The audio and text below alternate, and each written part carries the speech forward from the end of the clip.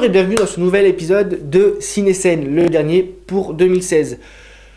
On va vous parler des sorties du mois de janvier, quelques bons trucs, même si on sait tous que les blockbusters sortent généralement avant Noël, mais on va quand même parler des films qui sortent.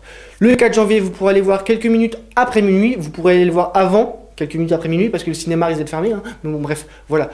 C'est un drame fantastique réalisé par Juan Antonio Bayona, avec notamment au casting Lewis McDougall, Sigourney Weaver et Felicity Jones. Ça nous raconte l'histoire de Connor, un petit garçon qui a du mal à encaisser les brimades qu'il subit à l'école, qui a du mal à encaisser la maladie de sa maman et qui peut plus supporter sa grand-mère qu'il trouve bien trop ferme. Du coup, il s'échappe dans un monde imaginaire avec des créatures fantastiques. Le pitch m'a bien plu, donc n'hésitez pas à aller le voir. Par contre, vérifiez avant, je ne sais pas si c'est pour les enfants ou pas. L'affiche, en tout cas, me laisse planer des doutes. On enchaîne avec le 11 janvier, la sortie de La Grande Muraille. Pas la sortie de terre, la sortie au cinéma. Parce qu'elle est sortie depuis un moment déjà, La Grande Muraille. On va donc aller faire un tour en Chine sous le contrôle de Zhang Yimou. Zhang Yimou, pardon, excusez-moi, j'ai pas l'habitude de parler chinois. C'est un film historique, fantastique, comme c'est en faire le cinéma asiatique. Au casting, par contre, on retrouve des têtes connues d'Hollywood. Matt Damon, qui après s'être perdu sur Mars, va se perdre sur la Grande Muraille. Willem Dafoe et Pedro Pascal. Ça nous raconte une bataille entre deux armées sur la Grande Muraille. Pas besoin de vous faire un dessin. Pas besoin de faire un film, il y en a déjà un qui l'a fait. Bref, voilà. On va plutôt aller voir Live by Night de et avec Ben Affleck. Il s'entraîne pour Batman. On retrouve au casting aussi notamment Zoé Saldana. Ça nous raconte à Boston dans les années 20 l'histoire de Joe Coughlin qui a décidé de rejeter l'éducation de son père, le chef de la police, pour vivre une vie de criminel en plein milieu de la prohibition et des bars clandestins tenus par la mafia. C'est un genre de film que moi j'apprécie particulièrement, notamment à cause de ma passion pour les incorruptibles. Ouais, je suis pas que fan de Star Wars non plus.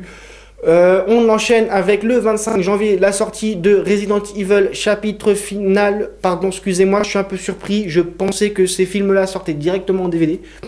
Ben voilà, si vous les avez vus en DVD, vous pourrez aller voir celui-là au cinéma. C'est réalisé par Paul W.S. Anderson, je vous le dis en français, je suis gentil. Avec notamment Mila Jovovich, l'égérie de la saga, et Ali Larter, l'égérie de Heroes, notamment. Ou de Destination Finale, comme vous voulez. Bref, c'est vous qui choisissez.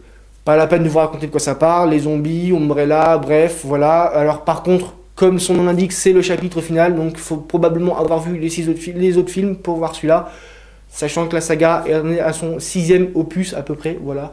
Vous avez quelques heures de visionnage devant vous, si ça vous branche. On va maintenant parler d'un film un peu différent de ce dont j'ai l'habitude de vous parler, puisqu'il s'agit d'une comédie musicale. C'est réalisé par Damien Chazelle, rien à voir avec le Damien des Deux Rives. Sinon, je vous conseillerais pas d'y aller. Donc le film peut être à peu près bien. Voilà.